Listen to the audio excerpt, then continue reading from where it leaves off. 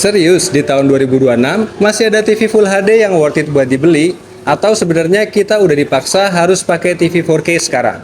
Tapi tunggu dulu, gimana kalau ada TV 50 inch, desainnya premium, sudah pakai teknologi Quantum Dot, Dolby Audio, dan harganya masih di kelas 4 jutaan? Nah, ini dia TCL S5K 50 inch, dan di video ini, gue bakal kupas tuntas apakah TV ini worth it atau enggak.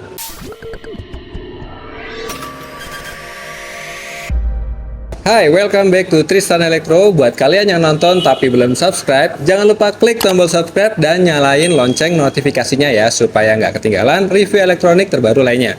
Oke, tanpa banyak basa-basi, langsung aja kita bahas TCL S5K 50 inch ini.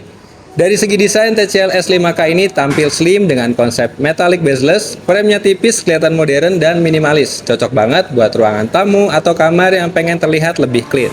Di bagian frame-nya terdapat tulisan entry level QLED yang artinya TV ini udah pakai teknologi TV QLED, tapi kelas TV ini masih di kelas menengah ke bawah. Frame dan bodi TV ini juga udah pakai bahan campuran metal dan plastik. Kakinya pakai plastik tapi cukup kokoh untuk menopang TV ukuran 50 inch ini. Kalau mau dipasang bracket juga bisa karena sudah tersedia lubang mounting di bagian belakang. Speakernya pakai kiri dan kanan ada di bagian bawah TV. Buat port konektivitasnya tergolong lengkap di kelasnya ya. Ada 2 HDMI dan 1 HDMI ARC, 1 USB 2.0, AV-in, jack headset, optical digital audio, LAN atau Ethernet, antena digital, Bluetooth 5.0 dan Wi-Fi. Untuk kebutuhan standar nonton film, konsol game, sampai soundbar, portnya ini aman banget. Buat kualitas layar, ini bagian paling menariknya nih. TCL S5K ini masih pakai Full HD 1920 x 1080 pixel, tapi sudah pakai teknologi Quantum Dot atau QLED, yang bikin layar Full HD ini jadi naik kelas. Panelnya pakai VA panel, kontras rasionya 4000:1, peak brightness-nya 300 nit, backlight pakai direct LED, refresh rate-nya 60 Hz, support HDR10 dan HLG. Buat teknologi Quantum Dot-nya diklaim mampu menjangkau hingga 90% DCI P3, jadi warna lebih luas dan lebih vivid dibanding LED biasa. Buat tes nonton harian, kontras dan gradasi warna cukup oke di kelasnya. Warnanya cukup hidup, brightness-nya cukup untuk ruangan terang, view angle-nya masih oke di 40-70 derajat. Buat nonton adegan gelap masih ada sedikit booming, dan buat nonton film olahraga memang agak sedikit tiring ya, tapi masih aman buat kelas TV ini. Buat nonton film atau siaran HD 720 pixel kelihatannya masih oke. Mode gambar yang tersedia juga lumayan lengkap, ada mode standar, HDR, movie, sport game, dan energy saving. Untuk ukuran 50 inch di harga segini, kualitas gambarnya sih lumayan impresif ya. Buat tes nonton YouTube dan Netflix, warnanya terasa cukup baik, highlight-nya cukup terlihat, shadow detail masih aman. Tapi tetap aja layar ini masih Full HD bukan 4K ya. Jadi buat yang jarak nontonnya deket, agak kelihatan nih masih Full HD. Tapi kalau buat jarak nontonnya 2-3 meter, masih nyaman banget. Buat performa gaming, TV ini sayangnya juga belum support fitur gaming modern seperti VRR, ALLM, 120Hz, dan game bar.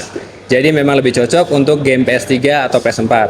Untuk game bola masih aman ya, tapi untuk game kompetitif atau FPS cepat berasa sedikit lag dan sedikit tiring. Lanjut ke bagian audio, TV ini punya audio output 2x10 watt dan sudah support Dolby Audio. Dilengkapi mode suara yang bisa kalian pilih menyesuaikan kebutuhan kalian. Ada dynamic, ada standar, movie, musik, voice, game, dan sport.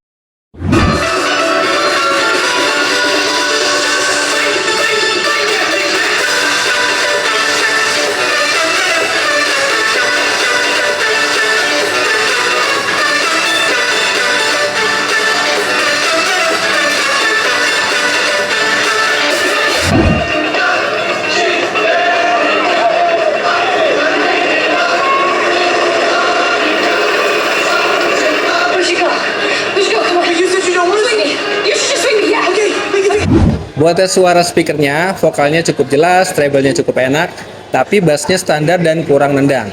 Kalau buat ruangan kecil sampai sedang masih terbilang cukup sih, tapi kalau mau pengalaman lebih sinematik, tetap disarankan tambah soundbar lagi ya. Buat smart TV dan performanya, TV ini pakai OS Google TV berbasis Android 14, mesinnya pakai CPU quad-core Cortex A55, GPU Mali G31, dengan RAM 1GB dan storage 4GB. Buat ukuran 50 inch ini RAM-nya agak kecil ya. Jadi buat RAM 1GB jangan terlalu banyak install aplikasi karena bisa terasa agak lag. Buat respon UI-nya juga sedikit kaku tapi masih aman di kelasnya.